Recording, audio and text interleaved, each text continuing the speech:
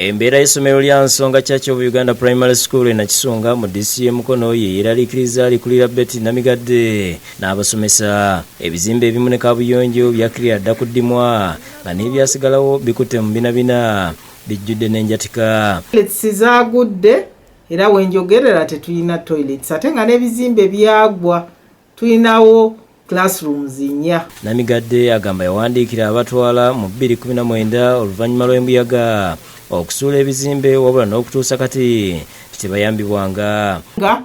Mukama waffe owakaawo yali agambye nti buli ssomero bagenda digabira ki langi naye ate era eno tetunaba kugifunako. Ekibuyaga bwe yali kuba ekigwo twasala amagezi mangi nnyo okuwandiikira buli kitongole nga twesigamye tulina administration naye n'okutuusa kati tetulina kye twali tulabye. Omu ku basomesa Agnes Baluku yennyamidde olw'embeera mwe bakolera nti ekiviiriddeko ne bannaabwe abalala be bagaba ku ssomero lino okugaana okugendayo. Kubanga mu ntuufu ennyumba ze tusulamu basomesa bangi babasindika wano naye bakoma wali ku luguudo ne bagenda. Akulira akakiiko k'abazadde David Mutyaba naye alaze obwennyamivu olw'embeera y'essomero.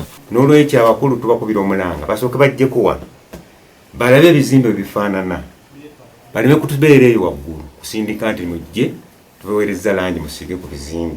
Ne disitulikiti etulowoozeeko ne Uganda Minister of Education amanyi essomero lyaffe lifaanana batulaze amasomero mangi ku TV galabika bulungi niba otuuka eno ewaffe tuli bubi. Wabula mu kwogerako n'akulira ebyenjigiriza mu DCM Mukono Rashid Kikomeko agambye nti buli mukulu wa ssomero yalagirwa okuwaayo ebibasoomooza kakati balindira kufuna nsimbi okubikolako. Sitabiba nga sirya capital development nkozesa ssente nnyingi ku ssente ze tulina tusobola kukolako minor renovations.